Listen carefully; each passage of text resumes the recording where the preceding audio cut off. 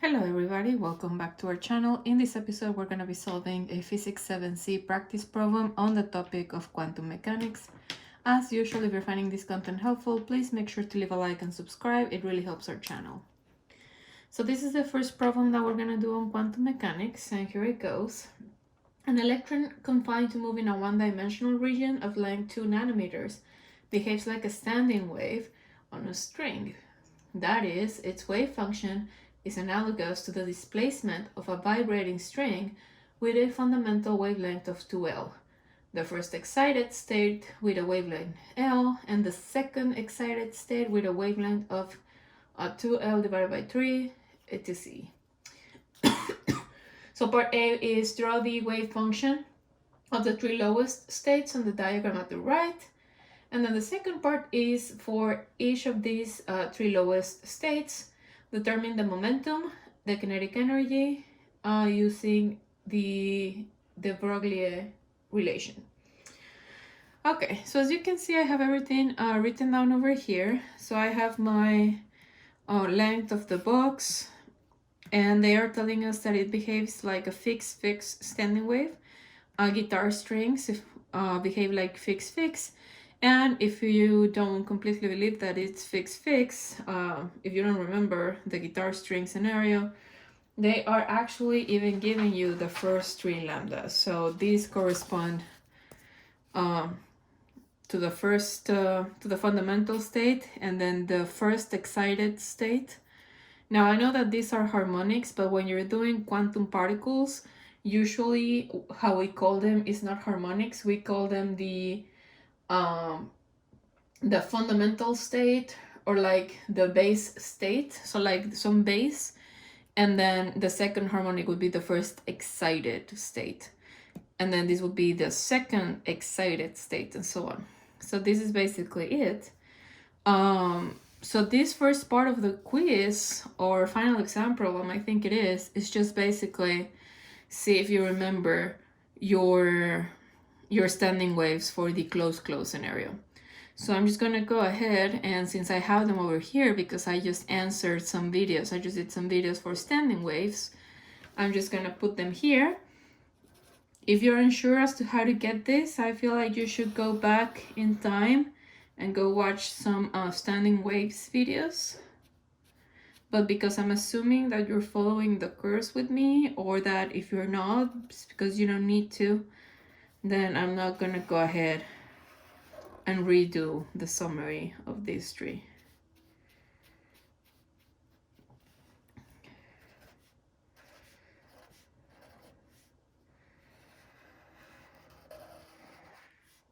So this is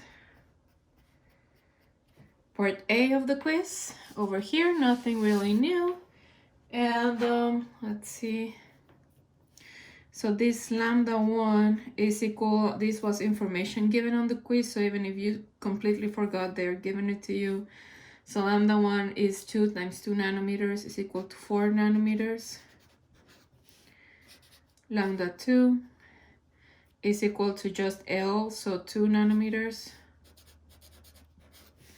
And then this one is 2/3 of 2, so 4 divided by 3, 1.33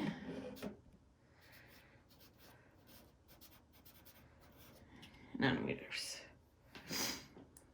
All right, so now that we have this, we're gonna jump back and do part number B of this problem, which is we have to find the momentum and we have to find the kinetic energy.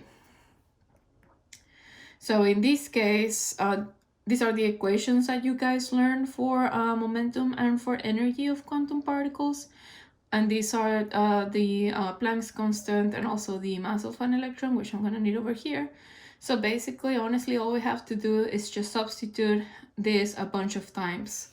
So for the first state, I'm going to call it P1 because it's the base state. This is equal to 6.626 10 to negative 34. I have to divide by lambda.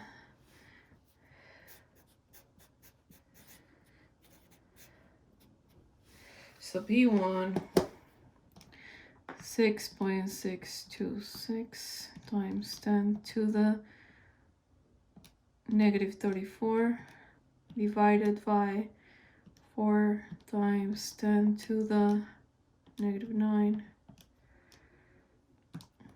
What did I do?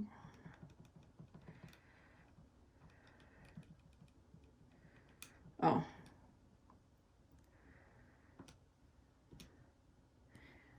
So 1.65 times 10 to the negative 25 over here. And you know, if you remember your units for momentum, are mass times velocity, so kilograms. So now let's go ahead and do the second one, and then we'll go back and do the energies.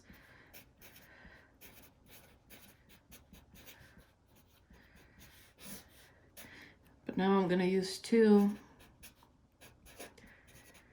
over here. So now I'm just gonna go back, click 2 here, 3.3.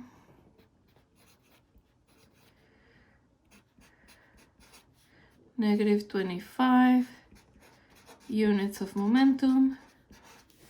And now for the third one, I'm just gonna go ahead and do the same.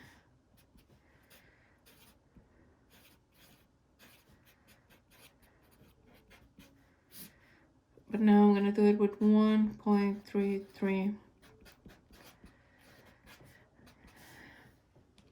I feel like I should point out that you guys can't use nanometers. You have to use times 10 to a negative 9.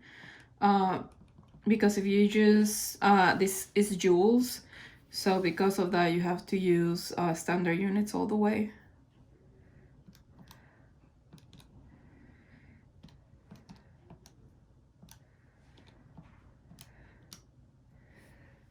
So I have 4.98 times 10 to the negative 25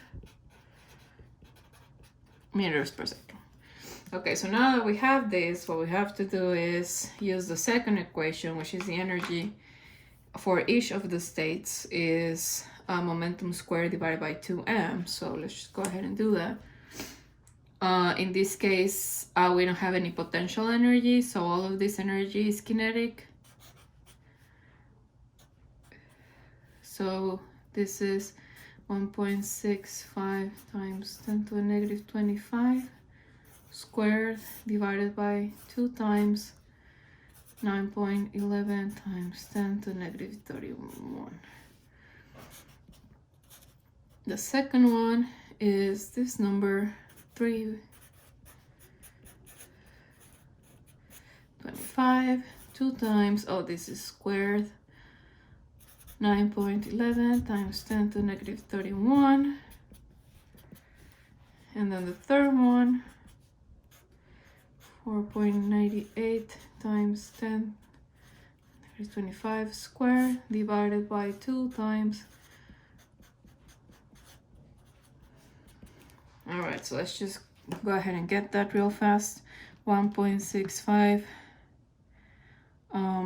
times 10 to the negative 25 squared divided by 2 times 9.11 times